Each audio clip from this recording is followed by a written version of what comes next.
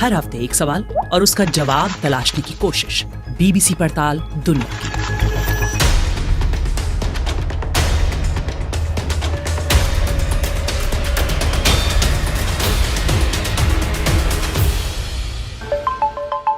अगर आप अपने लैपटॉप के नीचे छू कर देखें तो संभावना है वो हिस्सा गर्म होगा। आपके लैपटॉप में ईमेल को डिस्प्ले करने से लेकर स्प्रेडशीट बनाने और कई एप्स को चलाने के लिए लैपटॉप को करोड़ों कैलकुलेशंस करने पड़ते हैं, जिसमें एनर्जी यानी ऊर्जा लगती है। और यही वजह है कि जब आप देर तक काम करते हैं तो लैपटॉप की बैटरी जल्दी डिस्चार्ज हो जाती है। अब जरा कल्पना कीजिए दुनिया भर के उन लाखों करोड़ों कंप्यूटर्स की जो स्प्रेडशीट नहीं बना रहे बल्कि आर्टिफिशियल इंटेलिजेंस यानी एआई के लिए एल्गोरिथम बना रहे हैं। इस एआई की मदद से वो दवाइयां बनाई जा सकती हैं जिससे सभी तरह के कैंसर का इलाज भी हो सकता है। धरती के बढ़ते तापमान को रोकने में भी इससे मदद मिल सकती है। और इतना ही नहीं, ऐसे कई काम जो इंसान नहीं करना चाहते वो भी एआई की मदद से मशीनें कर पाएंगी। मगर एआई को विकसित करने के लिए और करोड़ों कंप्यूटर्स को चलाने के लिए और उन्हें ठंडा रखने के लिए, एयर कंडीशनिंग के लिए विशाल मात्रा में ऊर्जा की जरूरत होगी। तो इस हफ्ते दुनिया जहान में हम यही जानने की कोशिश करेंगे, क्या एआई को चलाने के लिए हमारे पास पूरी बिजली है? पार्ट 1, दुनिया को बदलता एआई। आर्टिफिशियल इंटेलिजेंस या एआई वो अत्याधुनिक या सुपर एडवांस कंप्यूटर प्रोग्राम होते हैं जो विशाल मात्रा में डेटा को प्रोसेस कर सकते हैं। यानी वो सामान्य कंप्यूटर प्रोग्राम से कहीं ज्यादा पेचीदा काम कर सकते हैं और उनकी डेटा प्रोसेसिंग क्षमता मनुष्य के दिमाग की क्षमता से कहीं ज्यादा होती है, जिसके चलते वो कई समस्याओं के समाधान निकालने में सफल हो रहे हैं। हमारे पहले expert doctor Mark van Rijmenam Sydney स्थित स्ट्रैटेजिक फ्यूचरिस्ट हैं। यानी वो भविष्य में किस प्रकार की टेक्नोलॉजी का विकास हो सकता है इसका अनुमान लगाते हैं और आकलन करते हैं। वो कहते हैं स्वास्थ्य सेवाओं में आर्टिफिशियल इंटेलिजेंस या एआई का असर अभी से देखा जा रहा है। गूगल ने मेड जेमिनी नाम का एआई प्रोग्राम बनाया है जिसका इस्तेमाल मरीज की जांच करते समय डॉक्टर अपने सहायक के रूप में करते हैं। डीप माइंड का अल्फा फोल्ड एक ऐसा एआई प्रोग्राम है जो ये पता लगाता है कि शरीर में प्रोटीन कैसे काम कर रहा है।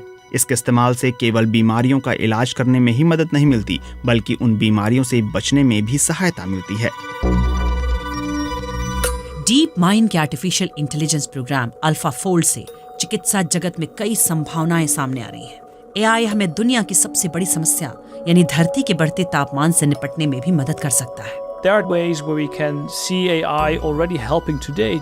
एआई अब जलवायु परिवर्तन को नियंत्रित करने में हमारी मदद कर रहा है। हमारे पास अब ऐसे प्रोग्राम हैं जिसकी मदद से हम ये पता लगा सकते हैं कि प्राकृतिक आपदा कहाँ आएगी। अब मौसम में आ रहे बदलाव का सटीक अनुमान लगाया जा सकता है। इससे हम लोगों को प्राकृतिक आपदा से बचने के लिए पहले से सतर्क कर सकते हैं। इसके कई उदाहरण हमारे सामने हैं। अगर भविष्य की ओर देखें तो एआई का इस्तेमाल क्वांटम कंप्यूटरों के साथ किया जा सकता है जिससे जलवायु परिवर्तन के गंभीर परिणामों को काबू में रखने में बड़ी मदद मिल सकती है। मार्क वैन रायमेनम कहते हैं आगे चलकर शायद हम आर्टिफिशियल सुपर इंटेलिजेंस भी बना सकते हैं जो दुनिया के हर इंसान की जिंदगी बदल सकता है। This is basically intelligence which is as artificial super intelligence समूची मानव प्रजाति से अधिक तेज और सक्षम होगा। यह संभावना जितनी डरावनी है उतनी ही रोचक भी है। इससे दुनिया की पेचीदा समस्याएं हल हो जाएंगी। एआई की मदद से न्यूक्लियर फ्यूजन करने और सोलर पैनलों को बेहतर बनाने में मदद मिल रही है। भविष्य में जब सुपर आर्टिफिशियल इंटेलिजेंस विकसित हो जाएगा तो हो सकता है कि हम उन चीज़ों से ऊर्जा बनाने में सफल हो जाएं जो फिलहाल असंभव है। यह सुनने में अजीब जरूर लगे, लेकिन अगर हम मनुष्य से अधिक इंटेलिजेंट चीज बना लेंगे तो कुछ भी संभव हो पाएगा। सुपर आर्टिफिशियल इंटेलिजेंस की बदौलत सब कुछ इतनी प्रचुर मात्रा में उपलब्ध हो सकता है कि दुनिया की सारी समस्याएं समाप्त हो सकती हैं। पार्ट 2, एआई की ऊर्जा की जरूरत। हमारी दूसरी expert Kate Crawford Los Angeles स्थित सदर्न कैलिफोर्निया यूनिवर्सिटी में रिसर्च प्रोफेसर हैं और वो पृथ्वी पर एआई के बढ़ते प्रभाव का अध्ययन करती है। वो कहती हैं अब हमारी रोजमर्रा की जिंदगी में एआई की मौजूदगी कई जगह दिखाई देती है। फोन को अनलॉक करने के लिए फेस डिटेक्शन से लेकर स्पैम ईमेल की पहचान एआई की मदद से होती है। इसी की सहायता से भाषाओं का अनुवाद करने वाले प्रोग्राम बनाए जाते हैं। मगर मसला ये है कि एआई प्रोग्राम को बनाने और संचालित करने वाले कंप्यूटरों को चलाने में भारी मात्रा में बिजली खर्च होती है। एक अनुमान है कि साल 2027 तक एआई अकेले उतनी बिजली का इस्तेमाल करने लगेगा जितनी बिजली नेदरलैंड जितना बड़ा कोई देश इस्तेमाल करता है। The common story is that it's a very immaterial set of mathematical AI को विकसित करने या इस्तेमाल करने के लिए बड़ी संख्या में मशीनों और कंप्यूटरों की जरूरत होती है जो एल्गोरिदम का इस्तेमाल करके करोड़ों कैलकुलेशन करते हैं। पिछले 2-3 सालों में इन सुविधाओं के निर्माण में बड़ी वृद्धि हुई है। इस काम के लिए विशाल डेटा सेंटर बनाने पड़ते हैं जिसमें सैकड़ों बड़े कंप्यूटर होते हैं।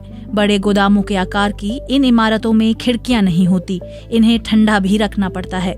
दुनिया में ऐसे 9 से 12 हजार डेटा सेंटर हैं। यहाँ एआई को चलाने के लिए शक्तिशाली सुपर कंप्यूटर्स का इस्तेमाल किया जाता है जिनसे काफी गर्मी भी पैदा होती है। केट क्रॉफर्ड कहती हैं कि आमतौर पर डेटा सेंटर नदी या तालाब जैसे पानी के स्रोतों के नजदीक बनाए जाते हैं ताकि उन्हें ठंडा रखने के लिए पर्याप्त मात्रा में पानी की सप्लाई सुनिश्चित की जा सके। लेकिन पानी को पंप करने और कंप्यूटर्स को चलाने के लिए बड़ी मात्रा में बिजली की जरूरत होती है। Depending which estimate you believe, AI is already... कुछ अनुमानों के अनुसार एआई दुनिया के बिजली के बजट का 8 से 10% हिस्सा इस्तेमाल कर रहा है, जो कि बहुत ज्यादा है। आगे एआई के लिए बिजली की जरूरत और बढ़ेगी जब जेनरेटिव एआई का इस्तेमाल बढ़ेगा। जेनरेटिव एआई वो आर्टिफिशियल इंटेलिजेंस है जो हमारे साथ चैट कर सकता है, तस्वीरें बना सकता है, सैंपल म्यूजिक की मदद से संगीत भी तैयार कर सकता है।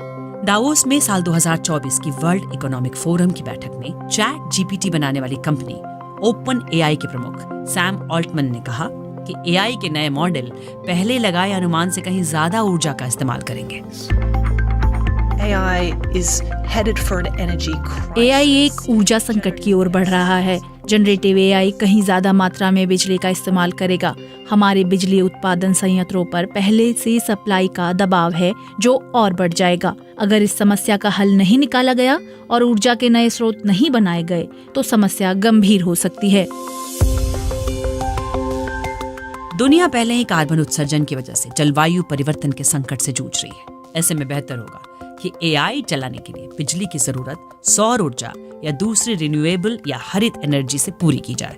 मगर फिलहाल ये काफी नहीं है।